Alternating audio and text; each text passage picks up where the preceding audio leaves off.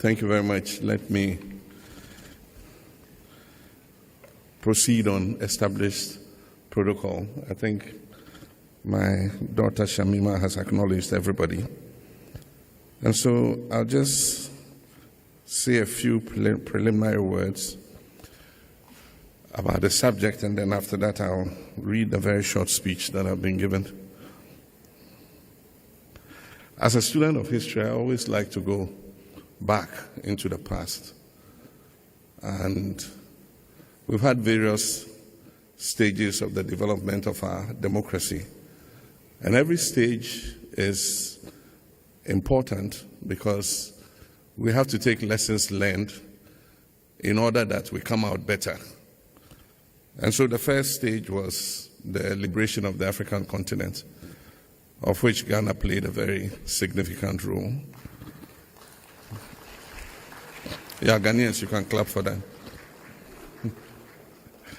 And actually became the launch pad of the African liberation movement. As young children, we knew that Kaunda, Mugabe, and all of them lived in Ghana and held Ghanaian passports, diplomatic passports, to prevent them from being harassed or arrested.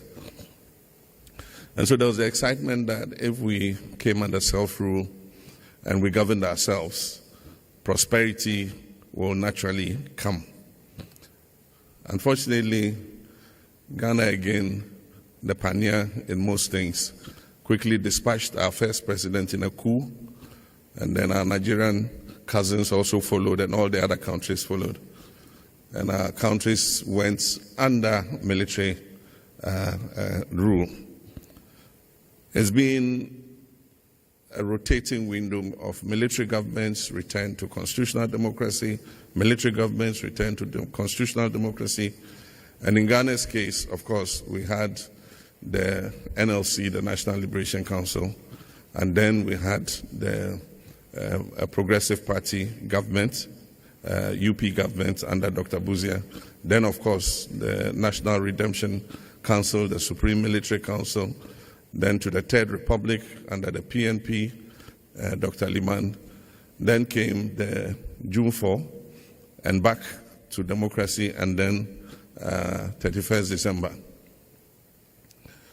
After a long period under military rule, we came to a consensus, and it was like the Arab Spring for Africa, where we decided that we had had enough of military dictatorship, and that the people will be better served by democratic and constitutional governance. And so one by one, African countries began to pivot back to constitutional rule and democratic governance.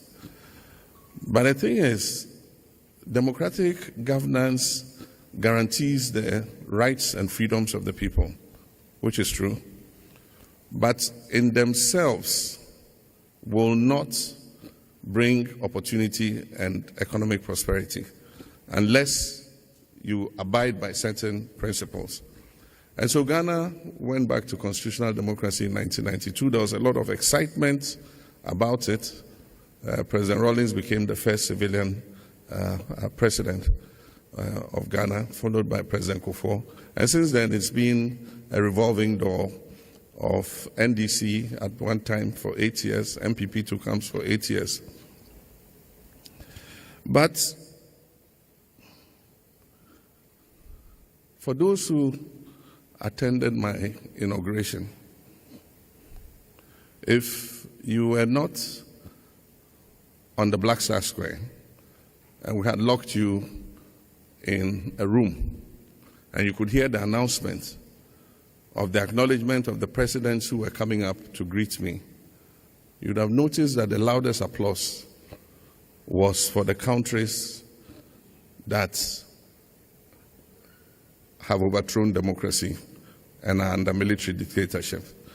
That should give us a pause for thought. That should make us think. And that should make us ask ourselves questions about why democracies die. And that's why the topic of today is relevant. What are the things we need to do to sustain democracy? Democracy will not survive by itself if we don't work for it.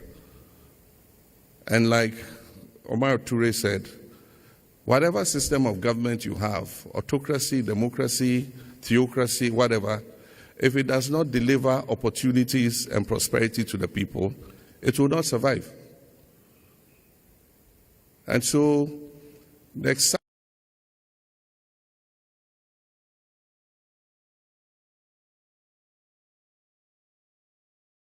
was clear that the excitement had completely disappeared, because all the Afrobarometer surveys and all the other surveys they did, and in many of these surveys they added the question, do you prefer democratic government or would you support a coup d'etat? And it was frightening to notice that a lot of our young people said they would prefer to live under a military government. And so that should give us pause for thought. And that is why I said that we need a reset of our democracy. We need a reset of our economy. We need a reset of our governance. We need to make our governance accountable. And that's why I say anybody who wants to serve in public office must be prepared to account to the people. The people are tired of the corruption. They are tired of misgovernance. They are tired of the lack of opportunity.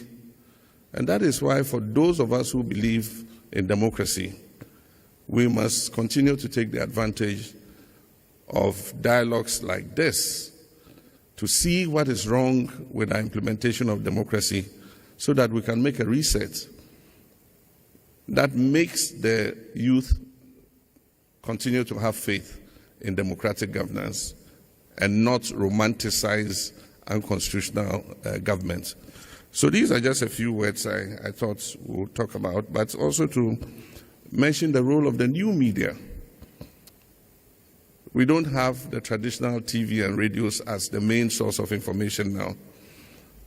Anybody puts a camera in front of his face and can make a commentary on anything. And so there again, how do we accommodate the new media in democratic consolidation? Maybe that might be the topic for the next democracy dialogue. And I think the executive director will take note of that. But this is the little speech I wrote, and so I'll go through that and just put my points on record. On behalf of the people and government of Ghana, I extend a warm welcome to you all. And I say Akwaba, what's that, Obake, Wezon, Sandezua. I mean, all our languages have the word welcome, and I think we accommodate everybody. It is our privilege and an honor to host the 2025 Democracy Dialogue. And we owe a debt of gratitude to President Goodluck Jonathan, who has been a towering pillar and whose life embodies the struggle for democracy, peace, and progress in Africa. And through this dialogue, he continues to remind us that democracy is not self-sustaining. It must be nurtured and defended.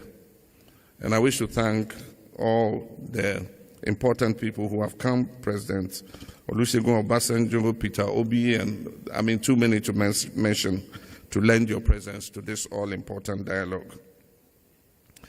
Our theme, Why Democracy Dies, Why Democracies Die, is not a verdict but a warning. It forces us to confront uncomfortable truths. Around the world, democratic systems are under strain. Václav Havel, the Czech statesman, once observed, democracy is not something that occurs once for all. It must be fought for every day. That is precisely the spirit of this dialogue we're undertaking. History offers us sobering lessons. In Latin America, democracies collapsed under juntas in the 70s, but later renewal came through truth, reconciliation, and strong institutions.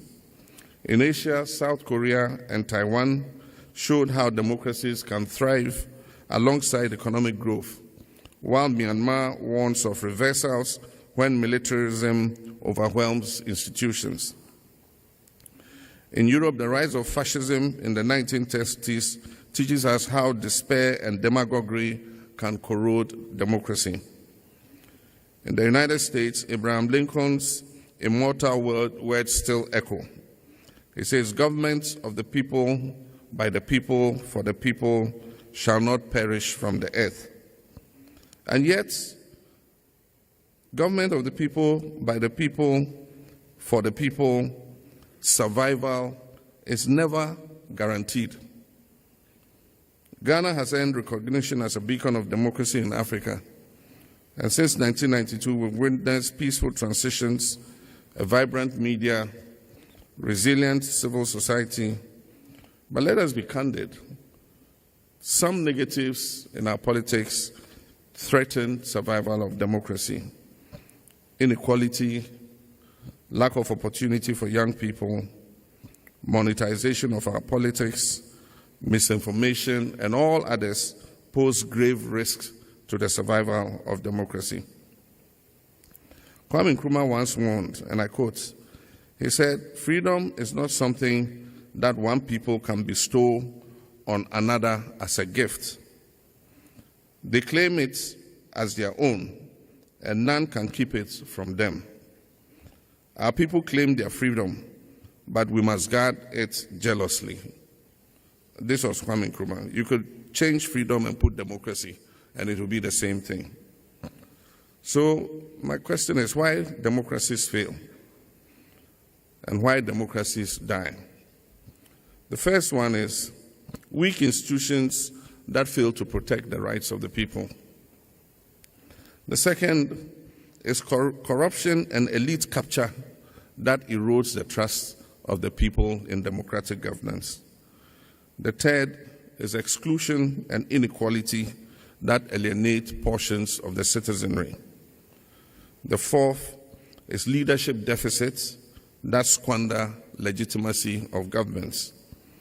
And the fifth is external pressures that exploit the vulnerability in democratic systems. And so, to renew democracy, we must do certain things. Of course, the first one is that we must strengthen institutions, independent courts, parliaments, and our electoral bodies.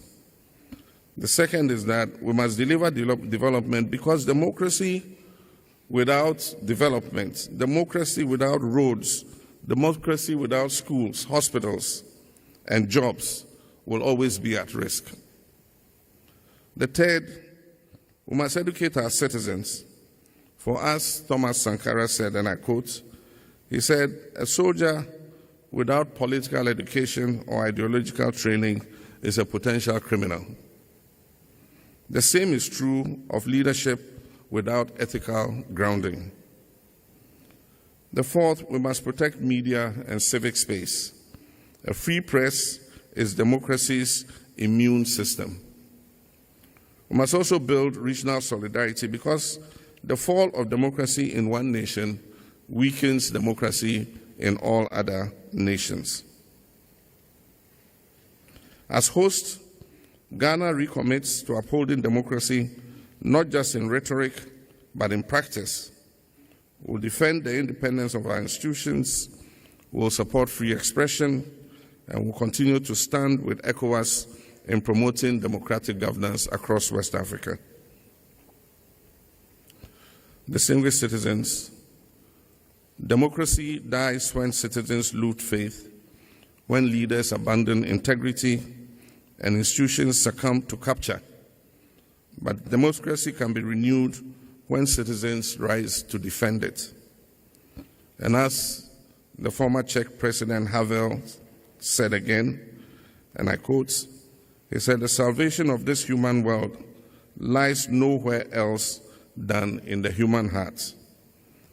The survival of democracy depends on us, leaders, citizens, institutions, and for us choosing courage over complacency. And so let this dialogue in Accra be remembered not as a lament for dying democracies, but as a rebirth of hope. Let us leave here with a renewed determination to safeguard our democracies to make our democracies deliver and pass on to the future generations a legacy of freedom, justice, and dignity. And as an African proverb says, when the roots of the tree are deep, there is no reason to fear the wind.